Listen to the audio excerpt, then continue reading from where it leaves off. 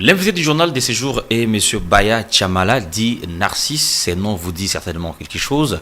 C'est célèbre animateur sur la radio Okapi, la radio onisienne, mais aussi sur d'autres plateformes. Il nous fait l'honneur aujourd'hui en tant qu'entrepreneur de nous parler de ses initiatives. À qui j'ai dit merci, bienvenue. Merci à vous.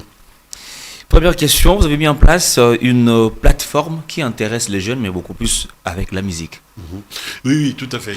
Ça va faire un bon bout de temps déjà qu'on a lancé Basic, ou Basics, c'est selon, qui est une application de musique qui permet aujourd'hui à tous les artistes congolais, que ce soit gospel ou ndombolo ou les jeunes talents, de diffuser leur musique et d'être écoutés par des milliers de personnes.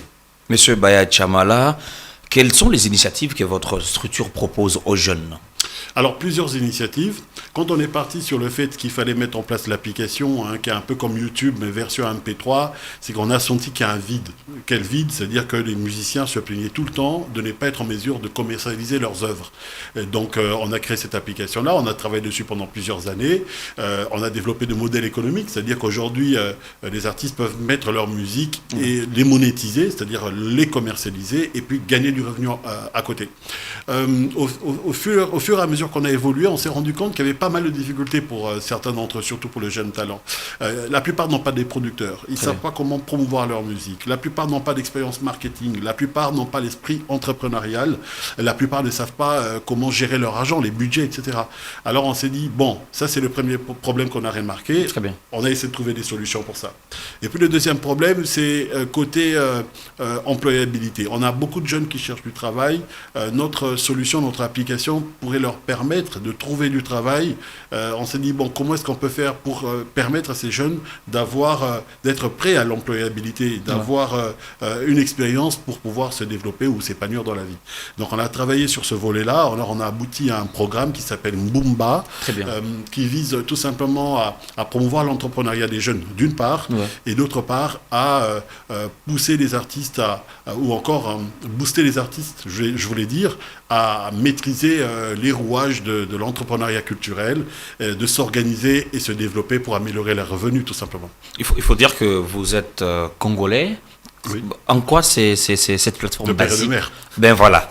En quoi cette plateforme aide-t-elle les jeunes artistes congolais qui n'ont pas de moyens, qui ne connaissent pas les rouages de la musique congolaise? En quoi cette plateforme aide-t-elle les jeunes ? Oui. Alors, cette plateforme leur permet d'abord d'être visibles. Ça, c'est premièrement. Deuxièmement, on leur permet d'avoir à protéger leurs œuvres, éviter de tomber dans le piège de la piraterie, etc. Et puis, en troisième lieu, c'est de dégager du revenu. Comment nous aidons les artistes à dégager du revenu ? Le public, les fans de musique peuvent s'abonner à la plateforme ou tout simplement peuvent venir écouter gratuitement. Et derrière, c'est les sponsors, les annonceurs qui payent pour eux l'accès dans l'application. Donc on a deux sources de revenus qui sont vraiment solidement mises en place pour permettre de récupérer tous ces sous-là. Et puis nous le mettons dans un pot commun. Très bien. Ce pot commun est destiné à tous les artistes. Alors plus l'artiste est écouté, sa chanson est écoutée, plus l'artiste a des points et plus il dépasse un certain palier, il a un certain montant qui est éjecté sur son compte en tant qu'artiste pour qu'il puisse bénéficier de ses sous. Alors, à titre d'exemple, lorsque vous faites par exemple, on va dire 300 000 écoutes, on peut vous verser par exemple $1 500. Très bien. Après, à côté de ça, il y a un autre modèle qui est très spécifique, mais là, on l'a développé spécialement pour créer de l'emploi derrière. Très bien. Alors, ma question, la dernière question, ou l'avant-dernière question, c'est de savoir, dans votre GBCA, vous avez remporté plusieurs prix des meilleurs entrepreneurs au pays comme à l'étranger. Est-ce que cette initiative, on va dire, redonne-t-elle espoir aux jeunes entrepreneurs congolais ? Oui, je crois. Je crois que quand on a un prix comme le Povesam, le prix Orange Entrepreneur, ça encourage. Non seulement que vous entrez dans un réseau dont vous bénéficiez d'un espèce de réseau d'entrepreneurs, de cadres de grandes entreprises, mais en plus vous avez le soutien d'un grand compte, une grande société derrière. Nous aujourd'hui, on a travaillé pendant une année sur les intégrations du système de paiement Orange pour que les gens puissent payer leur abonnement sur l'application par SMS ou Mobile Money, etc. On a vraiment travaillé d'arrache-pied pendant une année, on a abouti. À côté de ça, pendant 3 mois, on a travaillé sur les tests et puis ensuite, 4 mois après, on a travaillé sur le contrat. Donc aujourd'hui, on a un partenaire d'envergure alors qu'on était tout petit, on a commencé avec des difficultés incroyables. Aujourd'hui, grâce à ce prix-là, on est accéléré sur le marché. Ce qui nous permet aujourd'hui, en fait, en même temps, de nous dire qu'on va profiter de ce levier pour créer de l'emploi pour les jeunes. Parce qu'on a un système de paiement aussi qui s'appelle les Basic Cards, c'est des cartes à gratter. On a besoin des jeunes qui vont venir nous dire, écoutez, moi je veux me doter en vos cartes et puis je vais les vendre à des clients.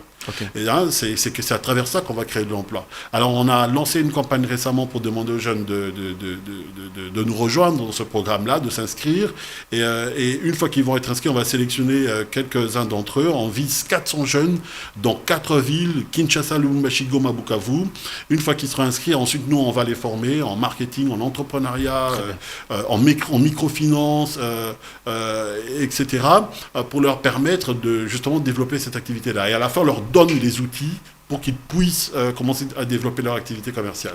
Ça va leur permettre de générer du revenu en vendant des abonnements via des cartes à gratter. Et ils vont toucher un pourcentage intéressant, les artistes aussi, et nous aussi on va pouvoir fonctionner et développer tout ce business-là, faire que l'écosystème de la musique au Congo puisse se développer. Ça c'est le premier volet, comme je le disais tantôt. Le deuxième volet, c'est de former les artistes en entrepreneuriat. Il y a beaucoup de jeunes talents qui existent, mais qui ne sont pas structurés, qui n'ont pas de label. On les aide à mettre en place leur label. Même chose avec les producteurs, les jeunes producteurs qui ne maîtrisent pas tous les rouages, on les aide à maîtriser ces aspects-là. Ensuite, on leur donne des outils. Ce sont des outils comme des services bancaires, ouverture de compte. C'est aussi un fonds qu'on est en train de mettre en place qui va permettre à ces artistes qui ont besoin, par exemple, d'avoir $3 000 ou $6 000 de budget marketing pour faire tourner leurs chansons, leurs promotions. Ils vont venir souscrire à ce fonds-là. Nous et les partenaires, on étudie les dossiers. Quand on voit que c'est bien ficelé, on leur dote des budgets, on les accompagne pour que lorsqu'ils sortent leurs chansons, leur musique, leurs clips, ils puissent avoir le retour considérable. Donc c'est un investissement. Très bien. Donc ils dépensent en studio, donc ils doivent être en mesure de récupérer cet argent-là. Ils font des clips, ils doivent être en mesure de récupérer et de garder un tout petit peu de marge pour faire des concerts, pour améliorer leurs revenus. La plupart font des clips, mais ils ne gagnent pas de l'argent. On se dit, non, il faut trouver des solutions. Donc comme on entend lancer la plateforme avec les abonnements à grande échelle, on s'est dit, bon, on crée de l'emploi pour les jeunes, en même temps, on améliore les compétences des artistes, on les structure.